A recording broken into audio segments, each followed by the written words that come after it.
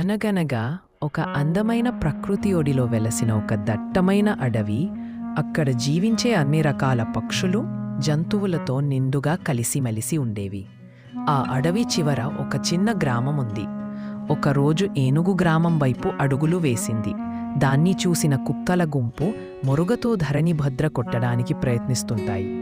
కాని ఏనుగు సౌమ్యంగా నగరంలోని ప్రవేశించి ఒక్కసారిగా తన కోపాన్ని ప్రదర్శిస్తుంది. అది చూసిన గ్రామ ప్రజలందరూ పువ్వులతో ఏనుగు కోపాన్ని శాంతింపచేస్తారు. ఏనుగు తన కోపాన్ని తనలోనే అంచుకొని తిరిగి అడవికి ప్రయాణమవుతుంది. ఏనుగు విశాల హృదయానికి, శాంతి స్వరూపానికి ప్రజలందరూ చప్పట్లు కొడుతూ సగర్వంగా సాగనంపారు. ఈ కథలో నీతి ఏమిటంటే, మనం వెళ్లే దారిలో కుక్కల వలె మొరిగేవాళ్లు ఉంటారు. వాళ్లను పట్టించుకుంటే మనం మన గమ్యానికి చేరుకోలేం. ఏనుగు వెళుతుంటే కుక్కలు మొరుగుతాయిని, వాటిని పట్టించుకోకుండా మన గమ్యాన్ని చేరుకోవాలి.